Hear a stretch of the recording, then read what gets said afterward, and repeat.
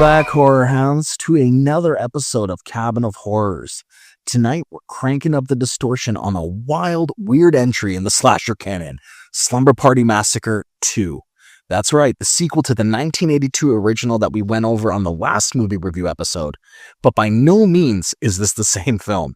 This is a movie that traded the relatively straight slasher blueprint of its predecessor for a neon rockabilly nightmare, guitar drill in hand, and a female cast and crew pushing the boundaries of the genre.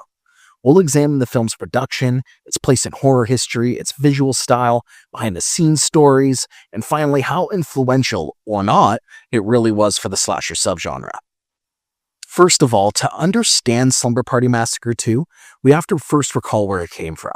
We'll talk a little bit about the original Slumber Party Massacre that we reviewed on the last movie episode. If you haven't listened to it yet, go back in the episode before this and get a full behind-the-scenes take on the first Slumber Party Massacre, but we'll go over a little bit quickly here.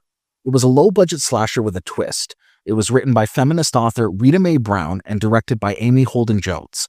And though on the surface a female teens in danger slasher, it was inflicted by parody and gender critique. Even so, though, it embraced the tropes of the time. Fast forward to 1987. The slasher boom at this point was well underway, VHS market was booming, and the horror rules are being bent, parodied, and reused. Enter Slumber Party Massacre II. It was written and directed by Deborah Brock and produced by Roger Corman once again, who also produced Slumber Party Massacre I. The film picks up loosely from the first. The character of Courtney, who's the sister of the character from the original film, and her friends retreat to a condo for a weekend. The killer returns, but this time with supernatural overtones and rock and roll flair. Budget-wise, this film was reportedly made for $500,000, which is more than double the amount of budget that Slumber Party Massacre had, and it went on to gross around $1.3 million in the US on a limited release. So we're dealing with a modestly budgeted 80s slasher sequel, but one that shifted tone significantly from its predecessor. And it's important because the slasher subgenre thrives on expectation, repetition, variation, but also deviation. A sequel can either replicate the template or blow it up, and Slumber Party Massacre II definitely did the latter. Let's dig into the production details, the nuts and bolts that shaped this weird little slasher. Principal photography began on June 9th, 1987 in Los Angeles. The working title was reportedly Don't Let Go. Director Deborah Brock was relatively inexperienced in feature film directing, especially for horror. Producer Roger Corman brought his low-budget, genre-savvy machine to bear, but Brock's vision is what gave the film a distinct flavor, combining slasher violence with rock music, dream logic, and surreal touches. Cinematographer was Thomas L. Calloway, and the editing was done by William Flicker. And one interesting production note, unlike the original movie, which had more of a straightforward slasher approach, Slumber Party Massacre II leans into the supernatural dream dimension. The killer appears in Courtney's nightmares. The gaps between dream and reality blur. Some scholars consider this as a shift towards feminist horror anarchy. And the weapon is probably the best part of the movie. The killer uses a drill-mounted guitar, a visual icon that merges music and murder, teenage rebellion and death. And this is emblematic of the film's rock slasher hybrid identity. And the music itself features a fictional all-female rock band. The film uses pop rock songs by the in-film band and the real-world band Wednesday Week. As for the shoot, being a low-budget film, many scenes were likely filmed in a condensed schedule. The runtime's short just like the first one, but it's actually a couple minutes less. This runs about 75 minutes. And which is interesting about this too is that the amount of nudity in Slumber Party Massacre II is actually less than in the original. And this is partly due to one of the actresses, Kimberly MacArthur, insisting that she not appear nude. Production design on the film openly embraces its 1980s aesthetic. There's pastel colors, condominium location, rock band aesthetics, and MTV-style visual language. Critics note how the film really tries to represent MTV's invasion of teenage culture. And when it was distributed, the film got a limited theatrical release in the US on October 16, 1987. It was later released on home video where much of its cult life developed. All told, the film emerges as a product of its time, low budget, genre-aware, borderline camp, and trying to do something slightly off-kilter in the slasher space. Now let's talk about how Slumber Party Massacre II looks and feels. the filmography and cinematography that give it its identity. It was shot by Thomas Calloway, and the film uses the LA condo setting, day-to-night transitions, rock band rehearsals, dream sequences, violent kill sequences, and the final chase through a construction site. Because of the low budget, you'll find the lighting is not fancy in the sense of a big studio horror, but there is still clever use of color and atmosphere. For example, in the dream sequences, the film uses quick cuts, flashing lights, perhaps a bit more saturated color or stylized composition, and it's to suggest that the boundary between sleep and waking has been compromised. Then the conventional slasher framing returns for the kills, medium shots, close-ups of the weapon, and high tension with limited geography. The drill-mounted guitar is foregrounded in a number of stylized shots, which echo the phallic, male-aggressive impulse that the original film's drill symbolized. The camera often lingers on the weapon, emphasizing its absurdity as much as its deadly potency. The editing by William Flicker keeps the pace brisk, the runtime short, and the film doesn't linger. This contributes to its pop music / slasher hybrid feel. Everything happens fast, it's tight, little downtime. And that can be a strength for an exploitation film. And the production design supports the rock slasher vibe. There's a band room, the condo, swimming pool, construction site, all feel like 1980s spaces of freedom turned into death traps. The way the film visually ties teenage freedom to vulnerability gives it a tonal underpinning. But the cinematography and filmography also betray budget constraints. There are awkward transitions, local locations stand in for more glamorous settings, and occasionally the lighting is flat. These limitations don't necessarily ruin the film, but they underscore its pulpy grindhouse roots, which is absolutely phenomenal. In terms of filmography, the movie doesn't aim for quote-unquote prestige horror. It embraces trash, camp, fun, and gore. The kill scenes are direct, the camera isn't afraid of showing the drill guitar in action, but it does lack the atmosphere and tension of higher budget slashers of the era, like Nightmare on Elm Street or Friday the 13th Part 2. Now let's move into the narrative and thematic territory. What is Slumber Party Massacre II doing? What does it contribute or fail to contribute to the slasher subgenre? Narrative-wise, Courtney Bates, who's played by Crystal Bernard, survived trauma from the first film, and now as a senior in high school and member of a girl rock band, she invites friends to a condo for a weekend. Dream visions precede the horror. A driller killer emerges, in rockabilly style with a guitar weapon. Over the course of the film, the friends are picked off, the killer pursues Courtney through a construction site, and the final showdown leads to fire with a nightmare twist. Thematically, the film plays with slasher tropes, but overlays a supernatural kind of dream dimension. It also implicates popular culture, the rock TV world of the 1980s, along with teenage rebellion and music videos. One analysis actually noted that it modernized the formula by introducing an entirely new source of teenage transgression, one highly specific to the 1980s, music television. In terms of influence, the film didn't spawn a major wave of rock slasher hybrids. It stands out in the slasher canon for its female creative team and its self-aware, campy dream logic approach. It shows how the slasher formula could be twisted and hybridized by adding music, surrealism, and female subjectivity. Scholars describe it as going all the way in a sort of feminist horror anarchy. That said, in regards to mainstream influence, it is limited. It didn't achieve the visibility or cultural footprint of landmark films. But within cult horror, it is referenced, screened, and appreciated for its oddities. It also follows the pattern of when the slasher boom becomes self-referential. 2-3 generations in, the formula starts to reflect on itself. Slumber Party Massacre II is one of those odd reflective entries, though not as refined as later meta-slashers like Scream.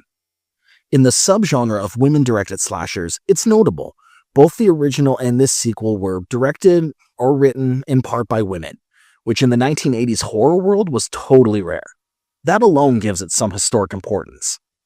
In terms of slasher tropes, the isolated setting, the group of young adults, the killer with a signature weapon, we've also got the final girl, a dream nightmare framing, body count, all of these are present.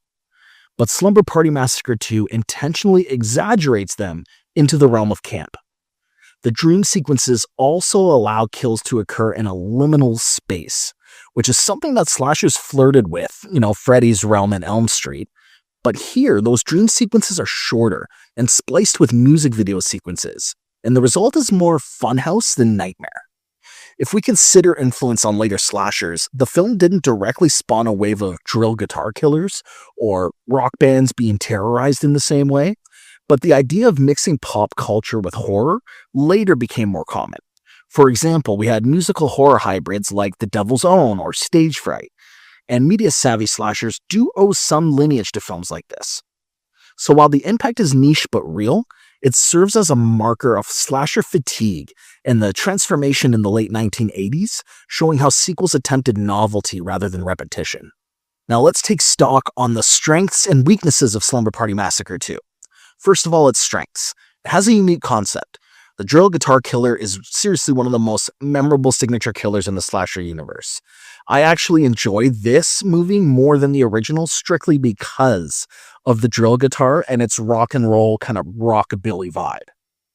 When it comes to tone and camp, the film leans into the camp with rock slasher hybrid dream sequences, and it makes it stand out from generic slashers. There's also the female creative voice. The fact it's written and directed by a woman in 1987 is totally notable and gives it a slight outsider energy within the genre. It's also super weird.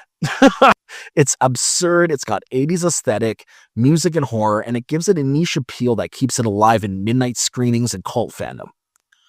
But however, it does have its weaknesses. The story often feels scattershot, the dream logic sometimes overrides logic, and character motivation is thin. The character depth, as with many low-budget slashers, are more archetypes than fully realized individuals. We actually care more about the rock band trope than the people in it. And of course, that could come down to production limitations, because the budget shows in lighting, effects, locations. While these can add to charm, they also limit the film's ability to truly scare or immerse you in the film. So if you're watching for fun, novelty, campy rock/horror, it delivers. If you're expecting tight plotting, high-tension scares, and horror sophistication, you might be disappointed. Okay, now the big question, did Slumber Party Massacre II leave an imprint on horror or the slasher subgenre? In some ways, I would say yes, but more in mindset than in broad influence. First, it exemplifies the late 1980s slasher sequel phenomenon, when the original formula had become familiar and filmmakers beginning to twist it, adding supernatural elements, self-referential tones, pop music integration, and just overt camp. So Slumber Party Massacre 2 is part of that evolutionary trajectory of the slasher. Second, it has a role in the history of women in horror. The all-female main cast, female director-writer, foregrounding of female agency, it gives it historical interest. Horror scholars actually cite the series as part of the changing gender dynamics of horror. And lastly, it shows the integration of music and video culture into horror. The 80s explosion of MTV and music video aesthetics infiltrated horror, and Slumber Party Massacre 2 taps right into that. It combines rock video imagery, youth culture, and slasher killings as a template that other horror films would later revisit. But in terms of widespread influence on later slashers, it didn't quite hit the mainstream. Films like Scream, Urban Legend, Final Destination, all of these had more impact. However, Slumber Party Massacre 2 remains more of a cult curiosity. But it did also help sustain the franchise and associated sub-franchises like Sorority House Massacre or Cheerleader Massacre, all produced, of course, under Corman's low-budget horror model. That ecosystem spurred many B-horror titles and kept horror thriving on home video. So there's an indirect legacy in the low-budget horror business model. In short, though, the influence is modest but real in cult horror, also in feminist horror history. In the evolution of slasher tropes and the merging of youth pop culture with horror, it also made its mark. Now let's look at how the film was received and how that reception has evolved. At the time of the release, the film received mixed to poor reviews. On Rotten Tomatoes right now stands around 35%. Critics often pointed to its incoherence, its camp access, and low budget. For example, Los Angeles Times review called the film inane and illogical. Audience reception, well, on IMDb, the score is kind of low. It's 4.7 out of 10. Some fans, however, embrace it for its over-the-top fun rather than its horror credibility, which is exactly where I stand. In more recent years, cult screenings, midnight showings, horror fandom blogs even, all recognize it as a unique oddity of its era. It's appreciated less for being good than for being weird, energetic, and fun. From a genre history perspective, it's seen as part of that second wave of slashers when novelty was required to keep audiences. It's not the benchmark, but it's the quirky footnote. And all this means for you, the viewer, is going in expecting high art is going to be misguided. But going in expecting a sloppy, pop culture drenched slasher off kilter enough to be memorable, that's exactly what you'll find. Now, my final reckoning of Slumber Party Massacre II, I actually give Slumber Party Massacre II 5 out of 5 stars. I know it's not a masterpiece, it doesn't achieve the tension or horror quality of the best slashers, but it does something interesting, memorable, and distinct. And it's just so much fun to watch no matter how many times you watch it. And that's just my opinion. If you're a horror fan with tolerance for 80s camp and rock slasher hybrids and cult oddities, give it a watch. Don't expect the comfort of Halloween or the refinement of a mainstream horror classic. Just expect late-night fun, drill guitar kills, and guitar riffs rather than long shadow creeping. If you're seeking deep characters, high cinematic polish, or serious horror thematics, you might be better served elsewhere. But even in that case, knowing Slumber Party Massacre 2 helps you understand the breadth of what slashers tried to do in the 80s. While it is messy, it's absurd, it's flawed, it has spark. And that's in the rough terrain of 80s slashers, and it grows neon. So that wraps up our deep dive into Slumber Party Massacre 2. Hope you enjoyed the ride into its rock guitar nightmare. And if you did, don't forget to subscribe to Cabin of Horrors for more history, deep reviews, weird sequels, forgotten slasher gems. We are going to head now into our novel review of the episode, which has become probably one of my favorite slasher novels that I've read in the past few years, and also got turned into a movie adaptation, which I bet some of you have seen. We are going to dive into Clown in the Cornfield by Adam Cesare. This is a novel that, in my view, earns a full 5-star standing for how it resurrects this slasher subgenre in literary form and then does something more. Let's begin with the basic facts. Clown in the Cornfield was published in August 2020 by Harper Teen, which is an imprint of HarperCollins. It is the first of what became a series of subsequent books. Currently, there's Clown in the Cornfield 2, Friendo Lives, and The Church of Friendo. And I'm pretty sure I read somewhere that there's going to be a fourth book coming out in the series soon. The novel is set in the fictional small town of Kettle Springs, Missouri, a place that once thrived thanks to a corn syrup factory and the local mascot Friendo the Clown. But as the factory shut down and the town declined, the youth of the town began to chafe under adult resentment. It was tradition versus change, and into this environment comes Quinn Maybrook. She's a high school senior who's moved from Philadelphia with her father after the death of her mother. Soon after her arrival, murders begin. One by one, the youths of Kettle Springs are being stalked and slaughtered by a costumed clown. The novel calls itself a modern slasher novel with modern themes. Cesare even explained, "I wanted to do not so much a throwback slasher as an attempt at a modern slasher with modern themes." From that setup, we get a tale that works as pure slasher entertainment, while also layering in economic anxiety, generational conflict, mascot mythology, and the decay of small-town America. It merges the cornfields and the carnival clown fear with the bloodlust of slashers like Halloween and Friday the 13th. And for me, that merging is what elevates this book from good teen horror to great slasher novel. Now let's trace the blood trail back to the slasher subgenre. A slasher typically features a killer, a group of potential victims, and they're often in a semi-isolated setting, and of course there's the final girl. The genre often plays with morality, whether that be sex or rebellion, also plays with voyeurism, threat, and escalation. In Clown in a Cornfield, the template is clear. Quinn's the new girl, she enters a town with secrets, the town's tradition is a code for the past, the youth are wayward, their parties, their contempt for tradition, their social media, their modernity, all become a target. The killer is the mascot turned murderer. The setting is a small town, cornfields, and the body count rises, with a final confrontation looming. But Cesare does more than replicate. As noted by one analysis of the novel, it incorporates slasher conventions to create a specific message about the generational divide. Technology is a consistently evolving feature of society. The older generation's rejection of technology, while resulting in being left behind. This layering is key. The book is homage, but with commentary. For example, the killer Friendo is the town's mascot, originally a benign symbol of industrial success. But when the town falls, Frendo becomes the harbinger of murderous revenge against the youth who were blamed for the factory fire. That's slasher material. Mascot is killer, but also metaphor for a tradition turning violent. Another influence, the killer in Clown in a Cornfield, is not entirely supernatural. He's rooted in human resentments, history, masks, costumes. This recalls the earlier slashers like Jason and Michael, more than the supernatural ones. And that sense of history and legacy is always present.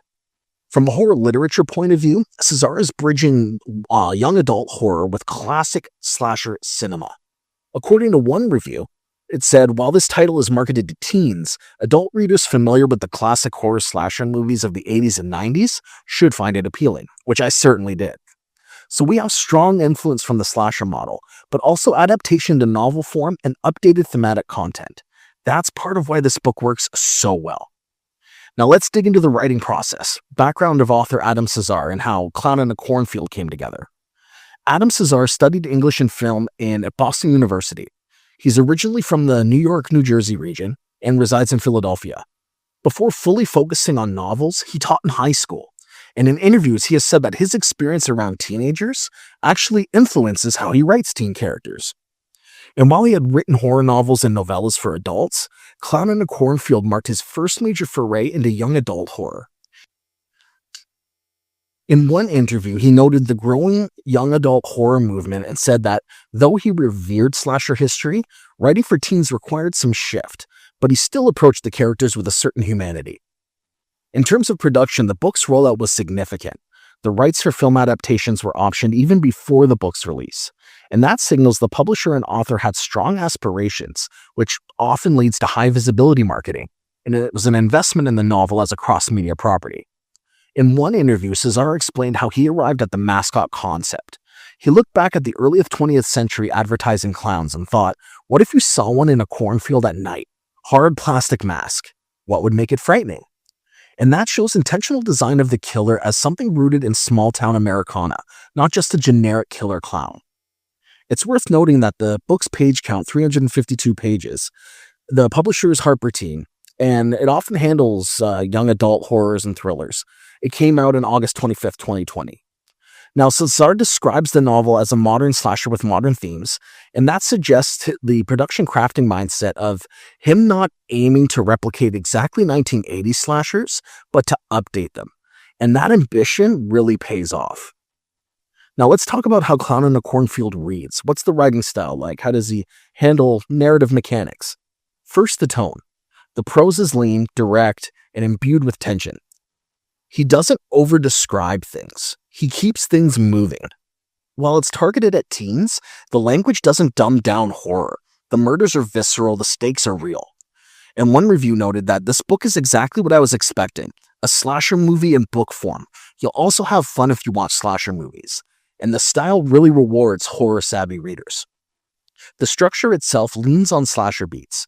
We get the new arrival of Quinn in a small town with secrets. There's teens and a party, inciting murders, an escalating body count, and then a final confrontation. But there are also deeper reveals. The factory fire, the mascot myth, the economic collapse of the town, the generational grudge. The narrative weaves in these thematic undercurrents. In terms of characterization, Cesare handles the teens with sympathy. In interviews, he's commented that teaching high school taught him to see teenagers as full people and not just tropes. And that comes through. Quinn herself is flawed, grieving, angry. Rust and Cole are more than just jocks or geeks. The adults also show complexity, all the way from the town leaders to the factory owners. And the novel uses that whole horror, mask, and murder theme as a lens to examine decline, tradition versus change, and also the wayward youth versus the establishment conflict. One article analyzed how technology generational divide is woven into the slasher template, which helps make the pacing brisk. After some setup, the novel moves into horror mode quickly. The cornfields, the parties, the masks, it doesn't stall in any way. It almost has a cinematic quality to it, which is appropriate given Cesare's film background. Overall, the style balances homage and innovation. You recognize the slasher tropes, but the writing brings fresh angles to it. That execution is a major part of why I believe this book deserves 5 stars. So why exactly do I think it merits 5 stars? Number 1, slasher authenticity and innovation. It nails the slasher beats, but then it adds depth, economic collapse, generational conflict, mascot myth, and that blend elevates the story. There's also a strong protagonist and characters. Quinn herself is believable. She's flawed, grieving, fighting, and the supporting characters also feel real. The adults are even more than caricatures. The teens aren't just fodder. The characters themselves carry emotional weight throughout the entire book. And Cesare also keeps momentum through his writing style and pacing. The gore is vivid but never gratuitous, and it just keeps on hitting over and over and over again. But it's not just slash for slash's sake. It reflects on class, decline, youth versus tradition, identity, and the clown mask and Cornfield setting, they both become symbolic. That depth really makes it more than just a teen horror novel. And while this novel succeeds where many young adult horrors have failed, treating the teen experience with respect, it delivers horror with seriousness, and it offers suspense rather than rom drama, and that earns big points to me. In 2020, slasher literature was a lot less common, and this book feels both a homage and fresh. It taps clown fear, rural decline, teen rebellion. It was very timely. In short, it does what it sets out to do. It does it well and gives readers both fun and substance. Now let's consider how Clown in the Cornfield has influenced horror and the slasher subgenre. First of all, by bringing slasher to literature. Slashers have long been a cinematic domain. Translating that formula into novel form while retaining the pace, tension, body count, and a final girl trope is not easy, as we know from the last review we did of the Final Girl support group in the last episode there. Cesare proves, though, that it can be done, and it can be done well. More writers may even follow, and have followed, actually, I should say, from this template. Young adult horror also often skews supernatural, like vampires, ghosts, magic, but this book proves that the grounded slasher can work for young adult, and it can bring in adult horror readers too. It's a book that helps bridge between the two audiences. And by tying the killer and violence to economic collapse and small-town decline, the novel expands what slasher novels can do, terror rooted in real-world resentments. And that could influence future genre works to embed social commentary rather than just kills. Frendo the Clown is also a symbol of town identity, corporate history, failure, and even nostalgia gone wrong. That kind of killer backstory may influence slashers to give portrayers more thematic bite. And this book, of course, kicked off a series and is adapted to film now. Its success signals market appetite for slasher novels. That could lead to more literary slashers and more cross-media licensing, which I am all for. And while the novel may not have radically transformed the slasher genre, its impact within horror literature, and for young adult horror in particular, is significant. Clown in a Cornfield is one of the most thrilling, smart, and satisfying slasher-style novels I've read in recent years. It satisfies the genre fans' craving for kills and masks, but it also gives you depth, characters, theme, and pace. Very rare combination when it comes to a slasher book. If you're in the mood for a cornfield, a clown, a town secret, and a blood-soaked showdown, dive in. And you can even check out the movie too if you're not looking to read a book. But that wraps us up for our journey into Clown in the Cornfield and for our episode today. I hope you enjoyed tonight's deep dive into Slumber Party Massacre II and Clown in the Cornfield. Be sure to subscribe to Cabin of Horrors wherever you're listening to, and we're going to continue to explore horror's corners, classic, modern, literary, cinematic, and next week we'll return with another one, and we're going to pull it apart. Until then, keep your lights low, your mask off, and remember, in the cornfield of horror, the devil might just wear a red nose and a pork pie hat.